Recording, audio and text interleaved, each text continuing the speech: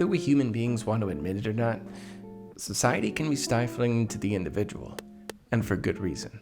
If society wasn't such a punishing enforcer of norms, we would all have incoherent beliefs about the common good for all humanity. However, in the back of our minds, we all know that sometimes we just want to be free.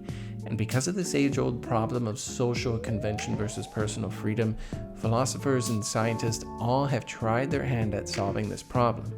Whether it be transcendentalist Ralph Waldo Emerson, who claimed that society everywhere is in a conspiracy against the manhood of every one of its members, Plato's Republic, who defined justice as minding your own business and not meddling with other men's concerns, or John Stuart Mill, who is quoted as saying, "The only freedom which deserves the name is that of pursuing your own good in your own way, so long as we do not attempt to deprive others of theirs, impede their efforts to obtain it."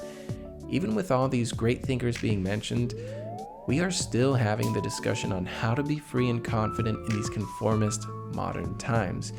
However, even though the solution to this problem can vary, we can all agree that the first place we have to look is our human nature. According to Robert Greene, understanding what makes you human will make you realize how deeply the forces of human nature operate within you, giving you the power to alter your own negative patterns. In The Laws of Human Nature, Robert Greene outlines 18 principles for mastering our thoughts, actions, and behaviors. Out of those 18, there are 3 that are applicable to gaining mastery over ourselves and our current times. And to start off, we can look no further than to master our aggression. Aggression is a controlled fire, a natural internal chain reaction that keeps us going when times are hard. Aggression can simultaneously give us the impulse to do the impossible and feel complete disregard for all danger.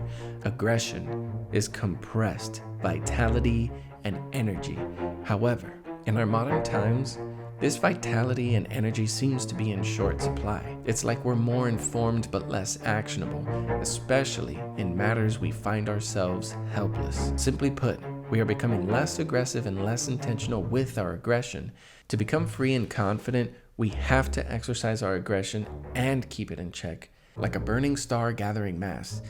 The greater the mass the sun gathers from its internal explosions, the greater the gravity required to contain its expanding blaze and chaos. Anger is the birth child of aggression, and it has to be contained and productively channeled. It's an incredibly powerful tool that, if used correctly, can go from making a man feel like a trapped animal to making him outraged with resolve. You see, this is the reason the Hulk is a superhero who resonates with so many fans. Bruce Banner is wary, thoughtful, kind. The Hulk, brutish, boorish, destructive, and yet he's a superhero and not a villain. He uses his rage for good, for a purpose greater than his own, not for harming those who were undeserving, sometimes.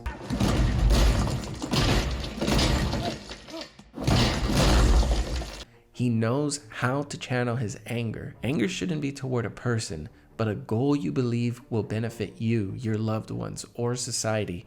Whether you're poor and are angry you can't afford something you want, a voter who doesn't feel like things will change, or a guy who wants a partner but is tired of having lonely dinners, acknowledging your anger is crucial to becoming a self-controlled individual. It's important to note, however, that controlling your anger is not enough. We have to set a target to direct our aggression. We have to set an ambitious, yet attainable goal and be fearless and persistent in our pursuit. But in addition to mastering our aggression, we have to realize that our brains are prone to falling prey to cognitive pitfalls. Thus, we introduce the second principle to becoming more confident: mastering our emotions by way of becoming more rational. Cognitive biases are flaws in human thinking that hijack our decision-making and sense-making abilities. A cognitive bias that we all fall prey to, and therefore one that's a perfect place to start, is called confirmation bias. Confirmation bias is essentially when people select information that confirms their beliefs regardless of contradicting evidence. An example of confirmation bias is someone who searches the internet in order to support claims to their own arguments. In order to become more confident in the world, we have to understand that just because we think it doesn't make it true. The best solution we have to being right more often is to doubt your beliefs and actively try to disprove them.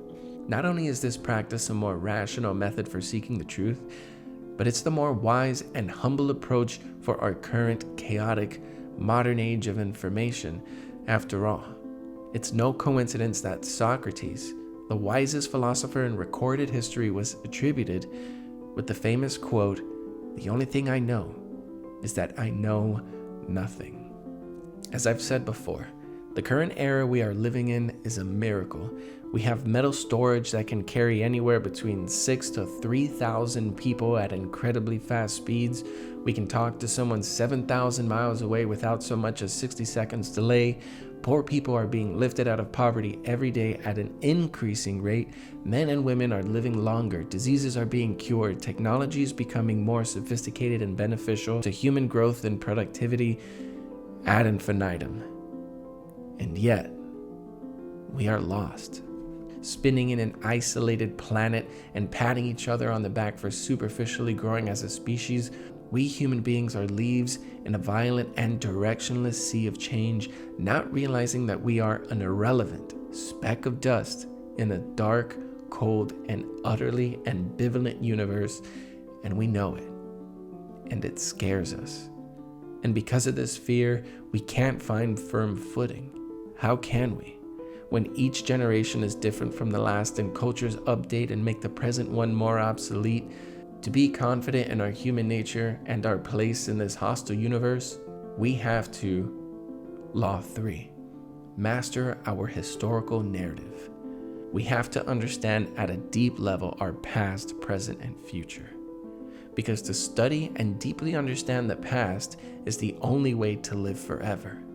To study the future is to be a prophet, and to master the present is to be one with all.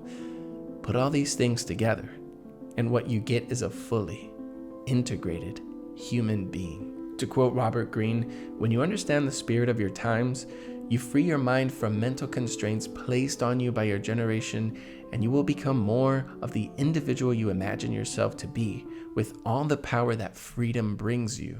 4th century Islamic scholar Ibn Khaldun theorized that history moves in a 4-phase act, corresponding to 4 generations. The first generation is that of revolutionaries who make a radical break with the past, establishing new values but also creating some chaos in the struggle to do so. The second generation comes after and craves order. They are the children of the revolution and want to stabilize the world and establish some convention and dogma. The third generation feels less passionate about their grandparents' revolution. Unity begins to wane. The primary goal is to make life as comfortable as possible and to build things of material concern. Finally, the fourth generation, which feels that society has lost its vitality, but they aren't sure what they should do to replace it. This generation becomes cynical with no laudable values. In essence, this is the generation where a meaning crisis arises. Then comes the revolution, which unifies around some new belief, finally tears down old order, and the cycle continues. When we immerse ourselves into historical narratives, we have an intuitive feel for what people believe and can therefore authentically interact with all generations more confidently. It's hard to explain, but as I get older, I keep having this funny feeling that all progress we've made as a species has only brought about material comfort and nothing else. Sure, we're living longer, richer, and more tech-advanced lives, but are we living formidably? Have we gotten so comfortable that we've forgotten what it's like to make ourselves proud, to look ourselves in the mirror with excitement and say, I'm a fucking human being. How lucky am I? To be a full human being is to be a creature who is wildly capable and has extreme vitality. To feel the full range of emotions and do great things, build great things, say and make others feel great things. To be a human being is to contribute all that you are to others and the universe with sharp rationality and tremendous care for others. When we master our emotions, productively direct our aggression, and immerse ourselves in the past, present, and future, maybe, just maybe, our confidence can come as a byproduct of making ourselves, and more importantly, the world, a better place.